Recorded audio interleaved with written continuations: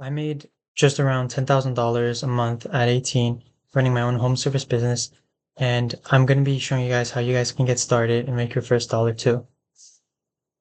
So, a little bit about myself here.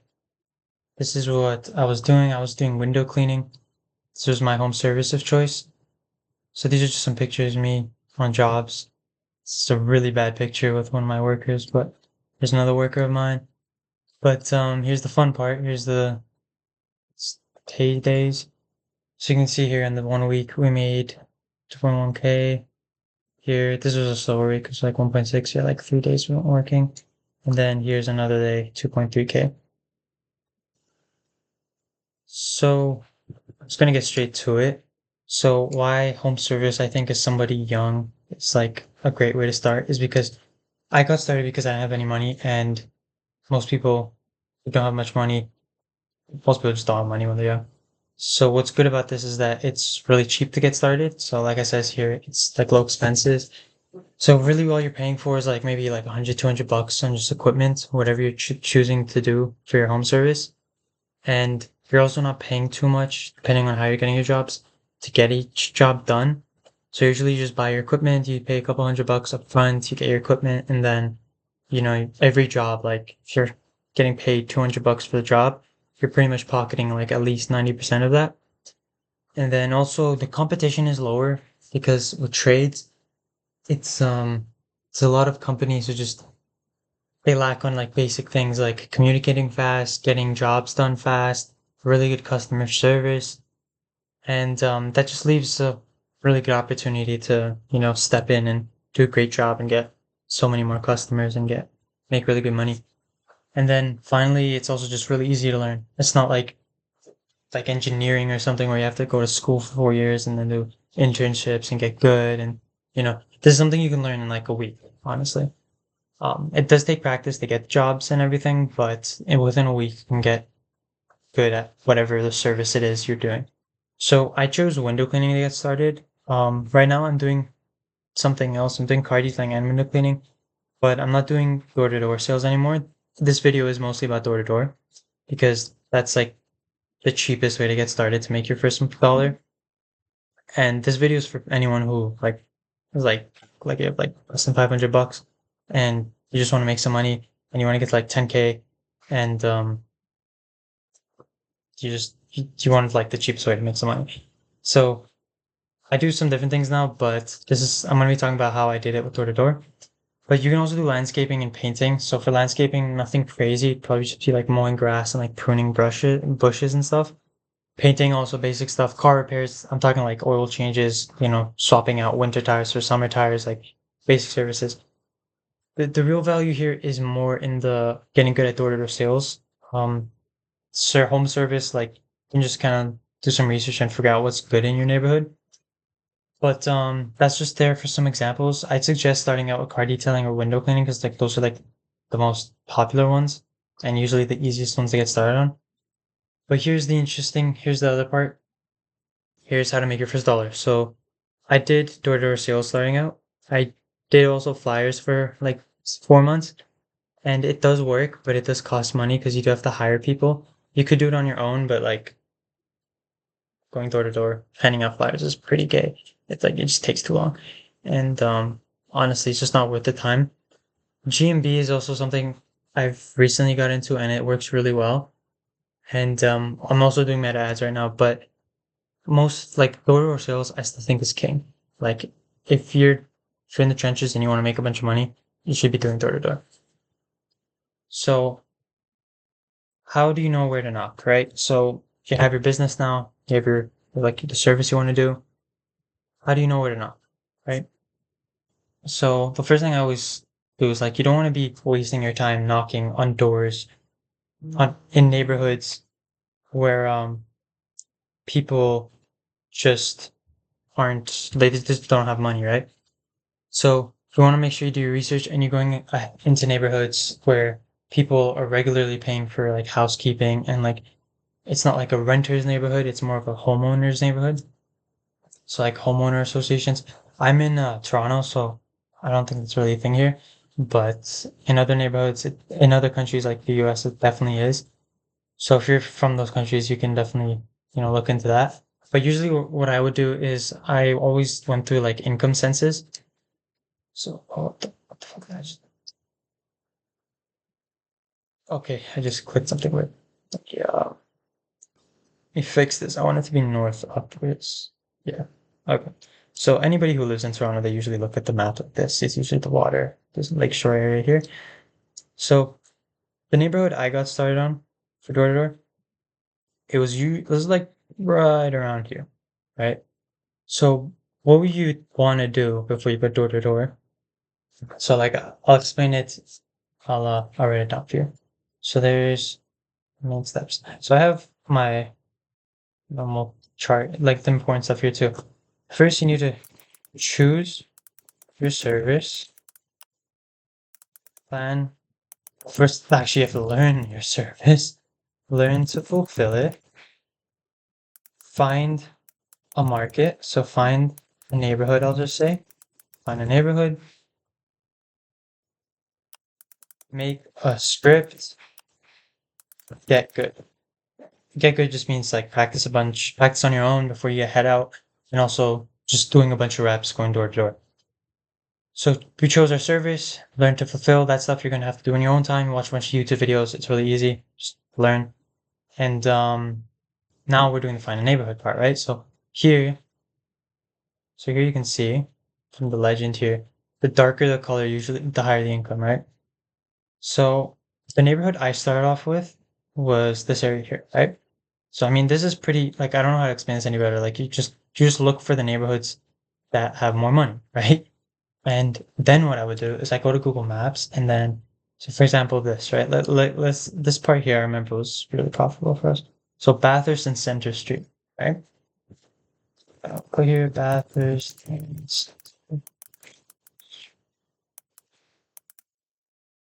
move on. Okay, so that's this place here. Yeah, you can see where's the north? Okay, forget it. I was trying to straighten it up, so it's like straight up, but it's okay. This is a little bent, so whatever. So now what you want to do is you want to go over the homes. Let me also see if I could turn off the I want to turn off the labels there. Yeah. So this just gives it a cleaner view. So when you're looking over these homes, you want to look for several things, but things that point out to me the most is first of all pools. Then you want to be looking for signs of other people, other like home service, house service companies working, and then also like landscaping and stuff. So gated communities are good too, but gated is kind of hard because sometimes you just can't get in. So if you find a gated community, honestly, I'd avoid it. But I just look for like pool, landscaping, and proof that other companies work there as well.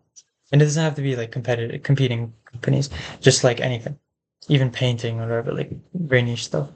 So here we can see there's obviously pools. You can see like pools all the way over here, over here, over here, a bit over here, over here, over here. Yeah, so like this block right here, this is a good area. This is an area I would be doing. Okay. So then what you'd want to do is just choose random areas, like right here.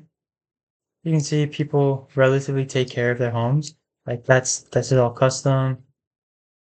This is just a bad picture here. See here, this person did stonework. This home's obviously pretty trashed. Nothing crazy, I'm not gonna lie. This isn't like this home's nice, but overall, like you see, this home's obviously well taken care of.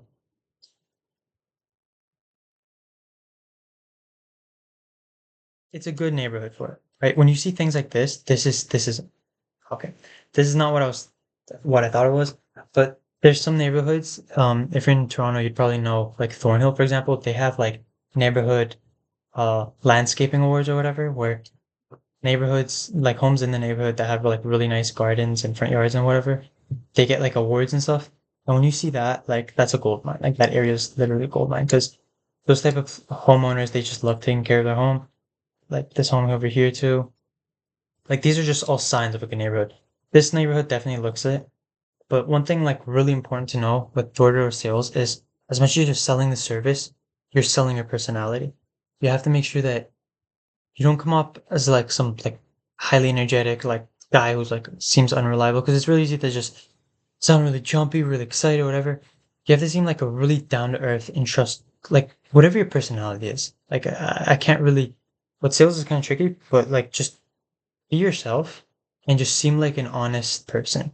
Like if you can show them that you're an honest person, you can convince someone who's like not even into it to even pity sale you. And like who cares? Even if they pity sale you, you get the sale, right? So just focus on just being good at the sales part. This stuff here is really important too to not waste your time because the thing is once you get good at this, you'll be closing like every three doors answered, you'll be closing at least one. Like you'll get good at it and it'll be easy. But there's gonna be times where you're gonna be going in neighborhoods and you're gonna be knocking on doors and nobody's gonna be answering and you're just gonna be going door to door and you're gonna be walking for like 10 minutes straight and you won't have anybody open the door. And like those are the big time wasters. They waste your time, your energy, and like with door to door, it is tiring. You're walking all day. It's usually a hot, sunny day, and they're talking. Like it tires you out. So you want to make sure you're conserving your energy and you're being really efficient with your time, right? So that's why things like this are really important. Like you want to be going in neighborhoods like this. You see, they obviously do disposal work, so they're cleaning out their home here. Then what you want to do is just how do I exit this? Okay. Then you wanna. So we did this area. Now just choose a different area, like over here. Now you're here, check Street View again. See, like this looks like a nicer neighborhood. Not nicer, but like a cleaner neighborhood. So people clearly mow their grass here. They take care of their grass and they've done some custom work here. Another place over here they've done some custom work. Landscaping there as well.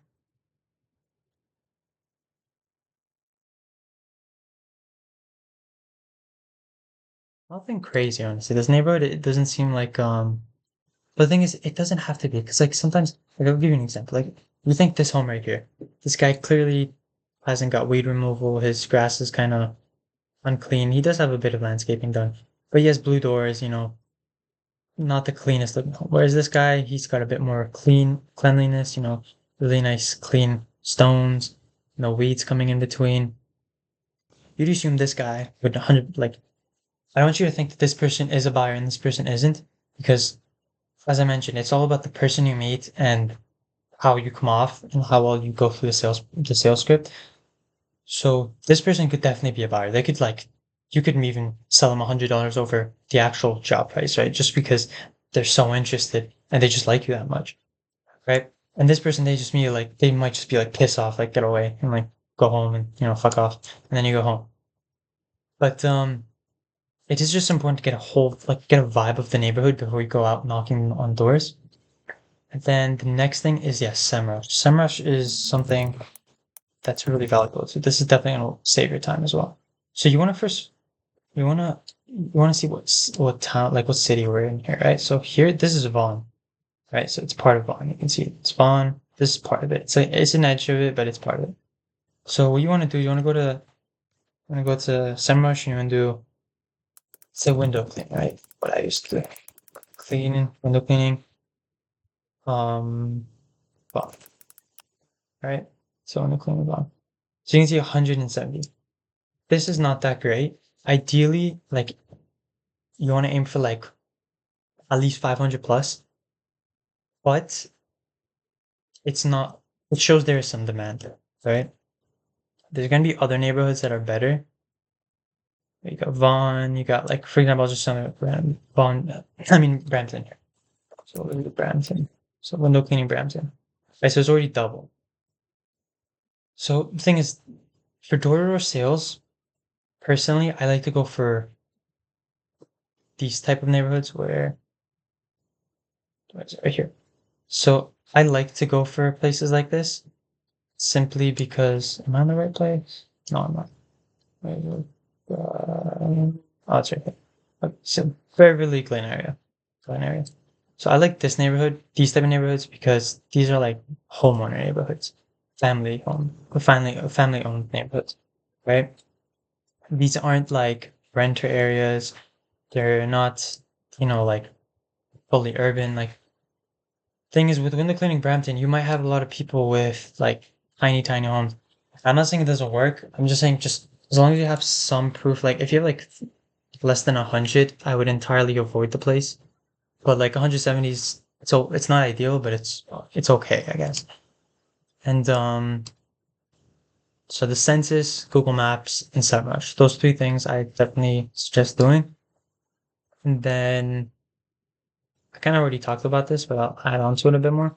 So when you are knocking on a door, when you're knocking on people's doors and like the answer, you want to just like this is an awkward situation. There's nothing normal or like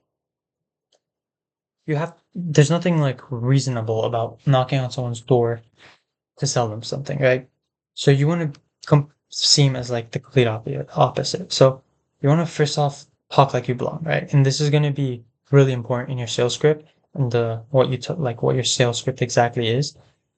But then also other things like your body language, right? You have have a very open and confident body language. Confident, I say because it's really easy in door to door to get like hella nervous and like start seeming like really quiet and nervous. Seem like a normal, positive guy who's just here to talk. Like your job isn't to sell, your job is to talk, right? So talk, smile, seem like a perfectly normal dude and just say, hey man, we're in the neighborhood. This is my own sales script, but so just take those things in terms of your attitude and body language. These are really important in like one-on-one sales. And then for your pitch structure, right? So since this is like the biggest gap right now with your customer closing and paying you for your services is trust, right? Because you just knocked on the door, you're a stranger behind the door. Like, the hell are you here for, right? So first thing you want to do is build trust and social proof, right? So usually I always like to start with like, hey, we're just in the neighborhood. Like I'm doing this, blah blah blah. Like I've worked with your friend, I've worked with your neighbor, I've been working in this neighborhood for like 5, 10 years. I haven't knocked on your door before. Are you guys new here? Just make something just sound like a normal human being, just a quick conversation, right? And one thing say is a really important skill here is like after he answers, you should like within the few couple answer like couple sentences the conversation goes through, like get a vibe of what kind of person they are, right? And try to reciprocate that energy, right? Because like if he's like a really low energy guy and he just doesn't like using too many words, maybe he's just like, yeah, it doesn't mean he's not a buyer. It doesn't mean he's not interested. It just means that's the kind of person he is. So just match that energy, right? Because there's buyers who are like that. And then there's buyers who are like, oh yeah, amazing. Yeah, I've never met you guys before. What do you guys do? Like those guys, it's a lot more exciting for you. He's like, oh my God, they sound so interested. But sometimes even those people are like, you know what, actually, I think I'll pass on it today. So be disciplined and just stick to the script and match their energy, right? So after you've kind of broken down a good icebreaker, you kind of broken down the tension, like you've introduced a bit about yourself, you explain what you do. You're like, this is a great place to do the whole, there's a sales trick where you ask for a small favor and then you introduce the bigger favor, which is the service itself. So a small favor would be like, um, would you take a step out, come take a look at this? We're doing this. Or you can say, hey, just take a look at our Instagram. This is what we're doing. Um, you could show them a flyer or something and then walk them through it and then take them out the house and then show them exactly what you do for them on their house. But then you'd explain, right? So for window cleaning, you'd say we do the windows, we do all the frames. Um, explain why you're knocking on the door. This part, this doesn't mean exactly what you do. This means, yeah, you do this. You do window cleaning, you do car detailing. Why are you knocking on my door? But this is where you kind of this is where you can use things like scarcity and urgency to like really sell them now. So what you talk about is say like we're working a couple doors down, right? We're doing a deal for you where because we're a couple doors down, we're not charging our normal fee to come out and we'll give you a deal since you're close by and it'll save us a lot of time. We'll come by and get it done for you. That could be a deal. You could come up with something else. You can say, your neighbor mentioned it.